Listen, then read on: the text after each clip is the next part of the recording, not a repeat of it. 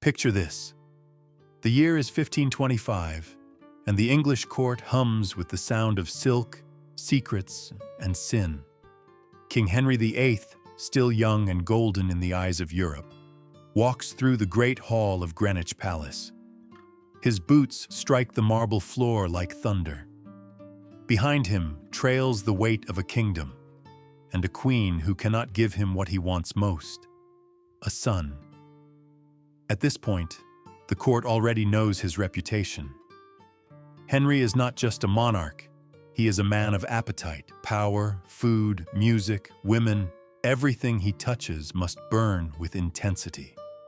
But among the names history preserved, Catherine of Aragon, Anne Boleyn, Jane Seymour, there was one woman erased almost completely. A woman who walked the line between servant and sovereign's obsession. Her name was Mary Boleyn, the sister of the infamous Anne. And before the crown turned its eyes to the younger Boleyn, Henry had already known the warmth of her elder sister's bed. They met sometime around 1522, during one of the elaborate court masques Catherine of Aragon adored. Henry, dressed as a knight of myth, was meant to represent virtue. Mary, newly returned from the French court, appeared as one of the daughters of the season. He was captivated, not just by her beauty, though she was said to have eyes that could forgive sin, but by her freedom. Mary had learned the art of charm in France, where courtiers lived like actors in a stage of intrigue. She was graceful, unrestrained, a woman who laughed too loudly for England. Whispers say Henry began sending her gifts within weeks: pearls, a hunting hawk, and a golden girdle said to have belonged to Catherine of Valois. The court pretended not to notice. That was the Tudor way. Everyone knew the Queen's ladies were fair game for the king, and yet no one dared to speak unless it could earn them something. But there was one thing about Mary that set her apart. She was already married. Her husband, William Carey, was a courtier of good standing, loyal, charming, and painfully aware that the king's favor could be both a blessing and a curse.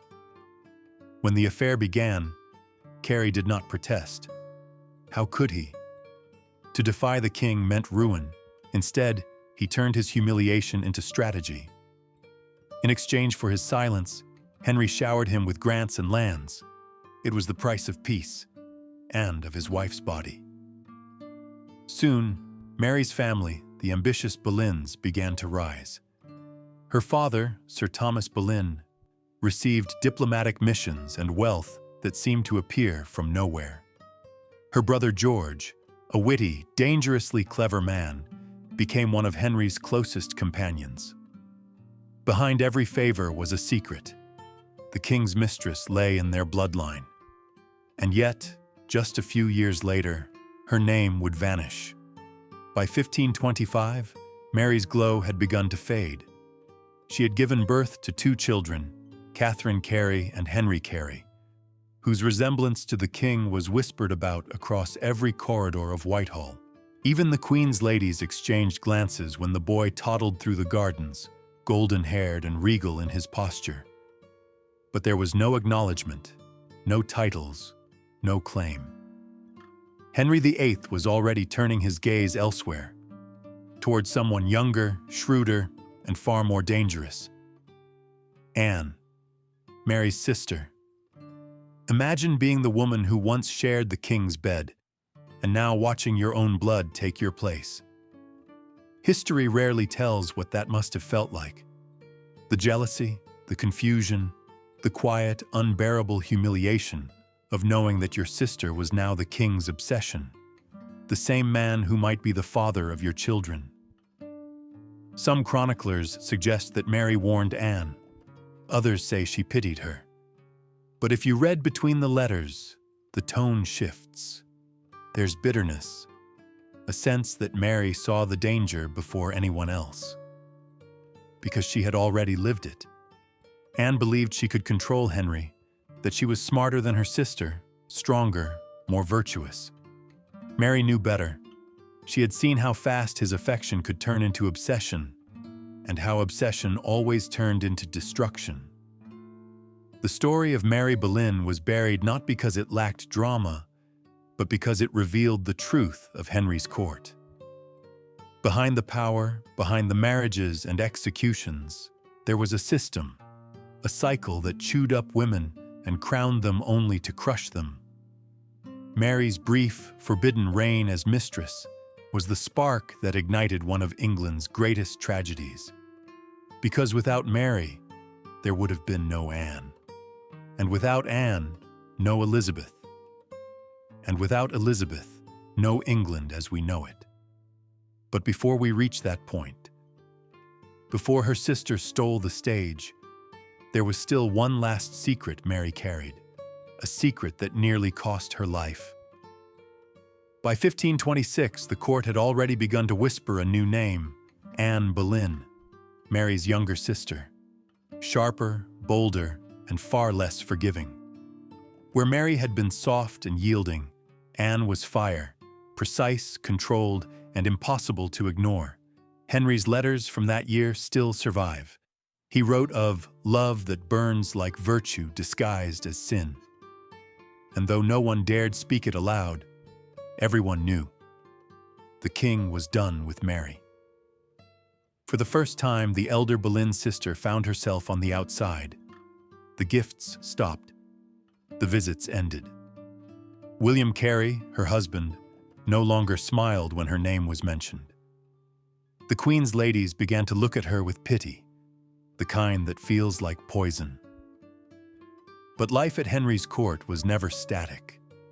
When one candle burned out, another was already being lit. Mary faded quietly from view. Her husband, William Carey, died suddenly in 1528, struck down by the sweating sickness that tore through London that summer. In one day, she lost both her protector and her position. No lands, no income, no favor. Henry didn't come, Anne didn't write, and so Mary was left with 2 children, the weight of scandal, and no place to go. Desperation forced her to write directly to Thomas Cromwell, the king's most powerful minister. Her letter still survives, and it is haunting in its simplicity. "I have neither gown, nor kirtle, nor petticoat," she wrote. It was the voice of a woman stripped of everything that had once made her valuable. The same man who once whispered sonnets to her now ignored her pleas for bread. Anne, meanwhile, was ascending. She refused to be a mistress. She wanted a crown. And for that crown, she was willing to destroy everything, even her sister. When Henry began his infamous campaign to annul his marriage to Catherine of Aragon, Anne positioned herself as more than a lover. She became an idea, the embodiment of the New England, of reform, of divine right reborn in the king's image. But the irony was cruel.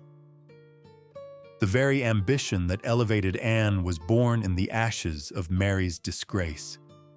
Because when Henry first looked upon Anne, he already knew her scent. He already knew her family. He already knew what it felt like to possess a Boleyn. Sometime around 1533, Mary appeared again, quietly, uninvited, at her sister's coronation. Anne was now Queen of England, and Mary stood among the courtiers as if witnessing her own ghost being crowned. That day must have burned like ice. The same man who once pulled her into the shadows now smiled at Anne with the same hunger. And yet, Anne wasn't smiling back.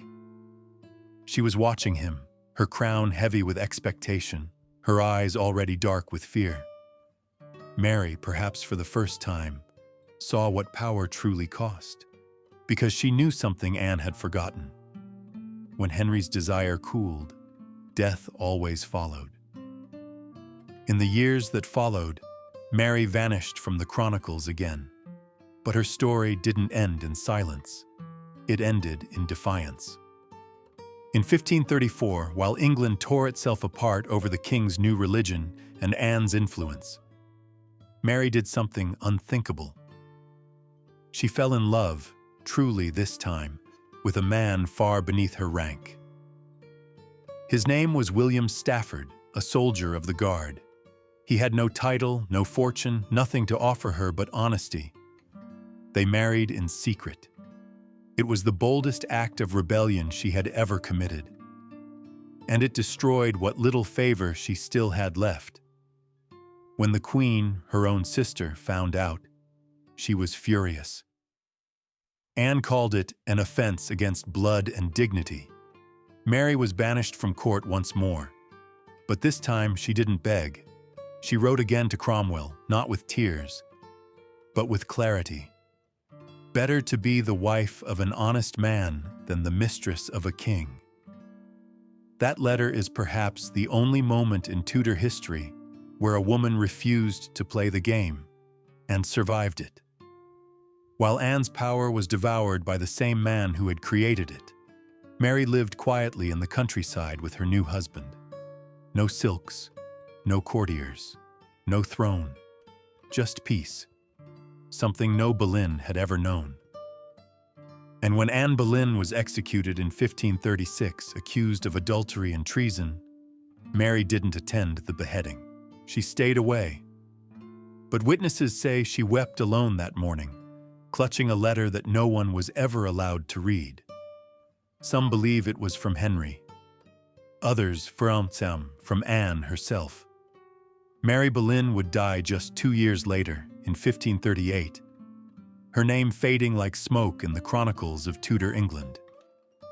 She left behind 2 children whose future seemed uncertain, but history would prove otherwise. Her daughter, Catherine Carey, would grow up to serve Queen Elizabeth Thurston, Anne's daughter. And there, in the golden age of the Tudor dynasty, Mary's blood quietly reigned after all. The mistress no one talks about had shaped the destiny of England itself. Her story became a ghost behind the throne, unacknowledged, unrecorded, but forever in the shadow of power. Centuries later, historians would still argue over one question: were Mary Boleyn's children the king's? It's easy to dismiss the gossip of the Tudor court. Jealousy and rumor often rewrote truth. But when it comes to Catherine Carey and Henry Carey, the whispers never stopped. Even during their lifetimes, courtiers noted the uncanny resemblance both bore to Henry VIII.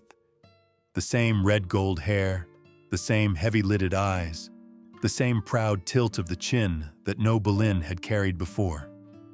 Let's start with the timing. Mary's affair with the king likely ended around 1525. Her daughter Catherine was born in early 1524, and her son Henry Carey in 1526, both right in the heart of that relationship.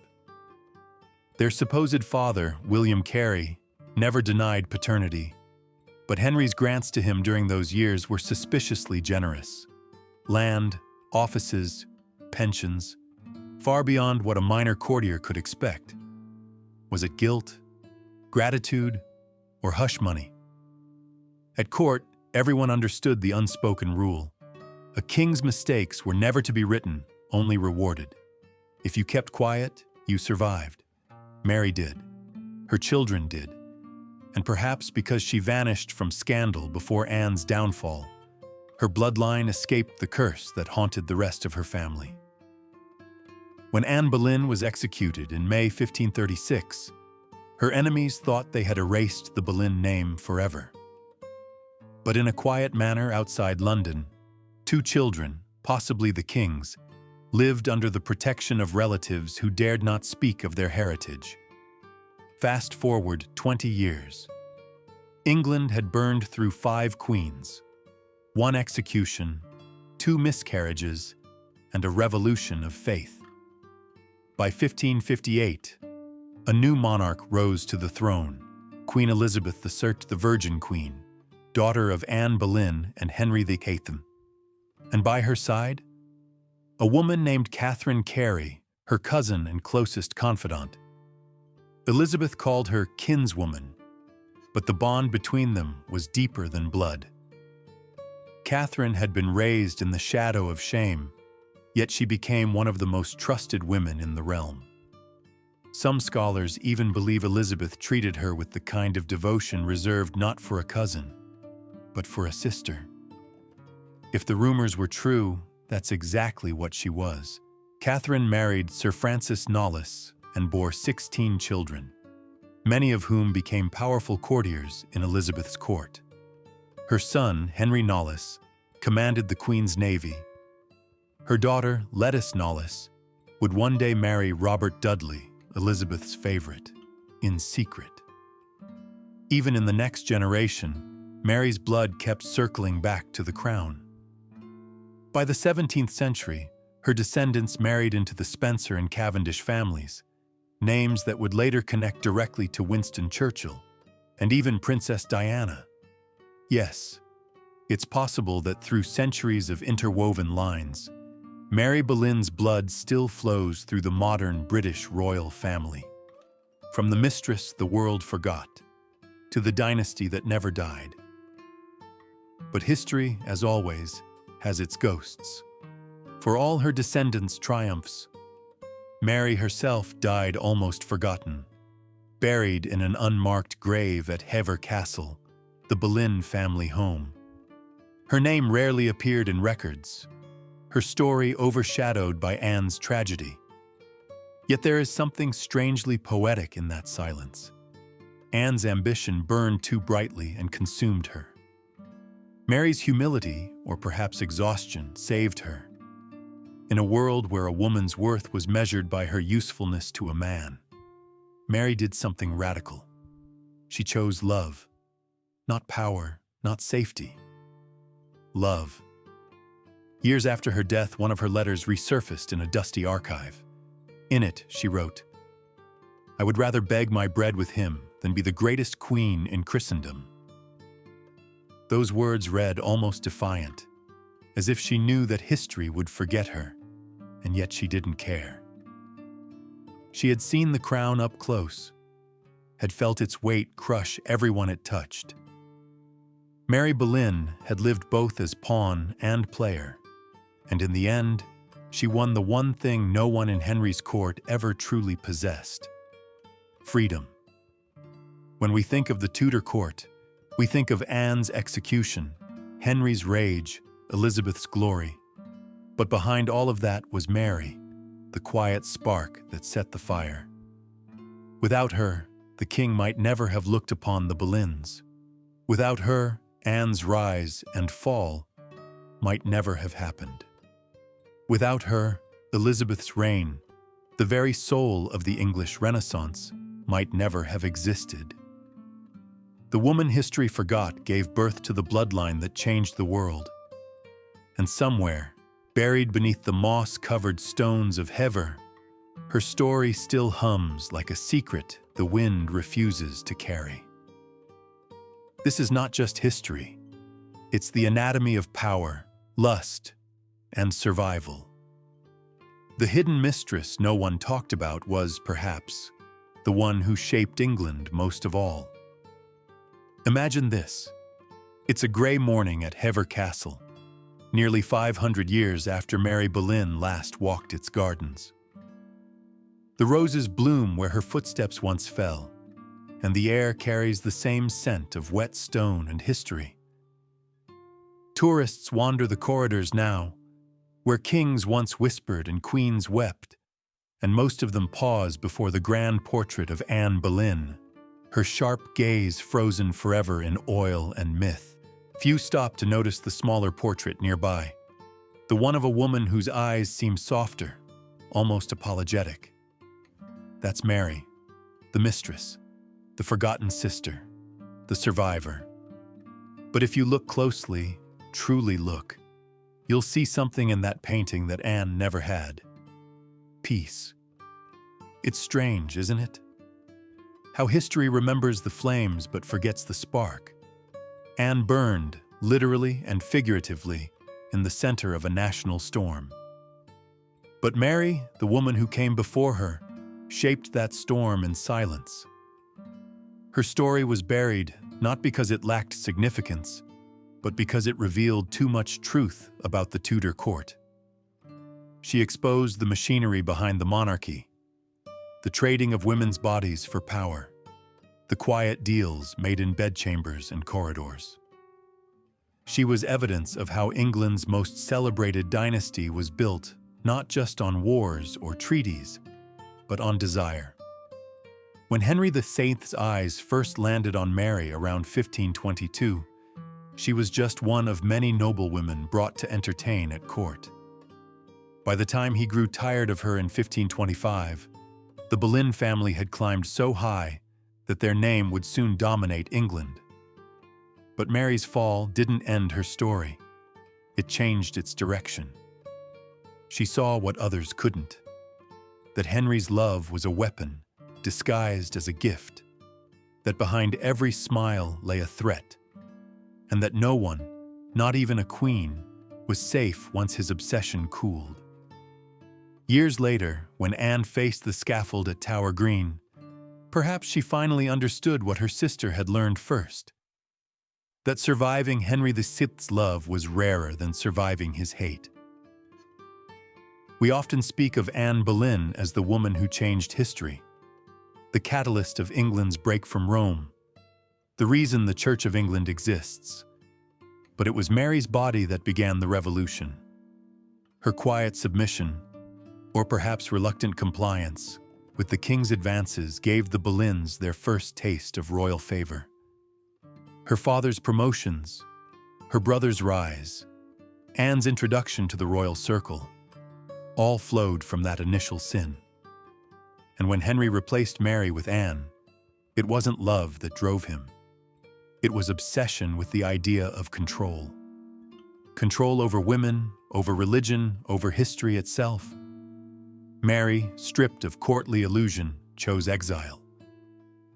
Anne, chained to the throne, chose ambition. One lived quietly, the other died famously, but only one was free. After her banishment, Mary's letters grew increasingly reflective. There's one, written around 1535, where she describes hearing of Anne's pregnancy and saying, almost prophetically, "I pray she bear a son, for else I fear her joy will not last." A year later, Anne miscarried a male child. Months after that, she was arrested. It's hard not to imagine Mary reading the news in her countryside home, perhaps holding her own children, perhaps understanding in that moment that her survival was both a blessing and a curse. She had escaped the crown's gaze, but she would carry its shadow forever. And yet, in an ironic twist worthy of any tragedy, her bloodline would outlive them all. Her daughter, Catherine Carey, would serve Elizabeth I faithfully until her death in 1569, dying in her queen's arms. Her grandson, Henry Carey, Lord Hunsdon, would command armies, defend the throne, and be offered, and refuse, the title of Earl of Wiltshire, a title once held by his disgraced grandfather, Thomas Boleyn. Generations later, her descendants would marry into the Spencers, Knollys, Caris, and Churchills, threads that weave all the way to Lady Diana Spencer, and thus to the modern House of Windsor. If you trace that line, you'll find that the woman history erased still breathes in royal blood today. But this isn't just about genealogy. It's about how history hides the women who built it. Mary Boleyn was never crowned, never painted in glory, never given a tomb that bore her name. Yet she changed the fate of nations.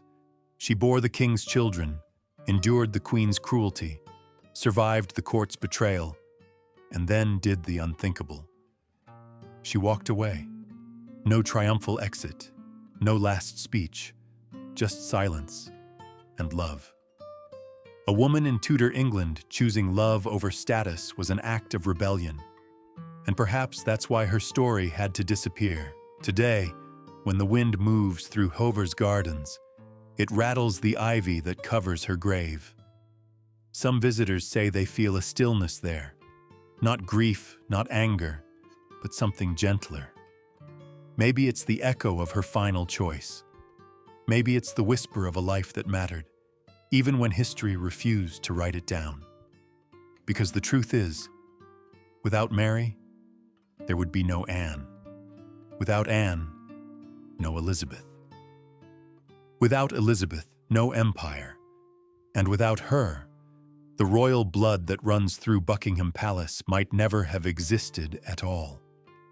This is not just a tale of kings and queens. It's the anatomy of desire, politics, and survival. The story of a woman who learned that sometimes walking away from history is the only way to win it. The mistress no one talks about was the woman who changed everything. Night falls over Hever Castle, and the tourists are gone. The lights in the great hall flicker off one by one, leaving only the echo of footsteps and the sigh of the wind. If you stand there long enough, you can almost feel her presence. A woman who once defied both king and crown, and whose name the world forgot. Mary Boleyn. Not the queen, not the martyr. Just a woman who loved, lost, and lived to tell the tale, though history never let her speak. There's something timeless about her silence. Every generation of women has had its Mary Boleyn, those who were used, silenced, or erased because their existence complicated the story of powerful men. Mary's greatest sin was not her affair with Henry VIII, it was surviving it. When her sister was executed in 1536, Henry moved on as if nothing had happened. But Mary, she carried the memory of what it meant to be both desired and discarded by a monarch who thought himself divine. And when she wrote to Thomas Cromwell, begging for compassion after her secret marriage, she unknowingly wrote the first letter of freedom in a century that would otherwise worship power. Her words, "Better to beg with him than be queen of all the world," became an invisible anthem for women who would come centuries later, those who would choose themselves over their roles, their peace over their crowns. The irony of history is cruel. We remember Anne's fall because it was spectacular. The sword, the crowd, the tragedy. But we forget Mary's rise because it was quiet. And yet, if you look closely at the line of queens that followed, Elizabeth I, Victoria, Elizabeth II, you'll see something of her in them. Each of them ruled a world that never expected them to. Each of them carried the same defiant pulse. I will not be erased. Mary Boleyn never wore a crown, but her blood made sure others did. It's easy to imagine her final days in 1538. England was changing. Monasteries were being torn down, portraits defaced, faith rewritten. But somewhere in the countryside, far from London's smoke and rumor, Mary likely woke to the sound of her children playing. No courtiers, no politics, no royal summons. Just the kind of peace no king could ever buy. Perhaps she thought of her sister then, the laughter they once shared at Hever, before ambition divided them. Perhaps she wondered if Anne ever regretted chasing the man who had destroyed them both. Perhaps she smiled at the thought that, in the end, she had won. Not in riches or glory, but in freedom. Centuries later, when Queen Elizabeth I would stand before her council, unmoved by their pressure to marry, unshaken by their threats, she would say, "I will have but one mistress here, and no master." It was a statement of sovereignty, but maybe in some buried part of her soul, it was also an echo of the woman whose blood ran quietly in her veins, the mistress who refused to kneel. Because Mary's story was never really about seduction, it was about choice, the rarest thing a woman in the 16th century could have. She chose to live on her own terms, even when those terms meant exile. And for that, History punished her by forgetting her name. But the world has a way of remembering what it once erased. Now, when we speak her name, it's not with scandal, it's with recognition. We see her not as a sinner, but as a survivor. Not as the king's plaything, but as the beginning of a bloodline that refused to bow. Through her, we glimpse the quiet rebellion of every woman who ever chose peace over power. And through her, we learn that the true legacy of the Tudors isn't found in crowns or thrones. It's in the women who refused to be destroyed by them. So tonight, as the wind hums through the ivy at Hever Castle, imagine her ghost walking those halls once more. No jewels, no crown, just the same calm eyes that once looked upon a king and saw a man, not a god. History may have forgotten Mary Boleyn, but her blood still reigns, her choice still echoes, and her silence still speaks. Because the mistress no one talked about was the woman who quietly changed the world.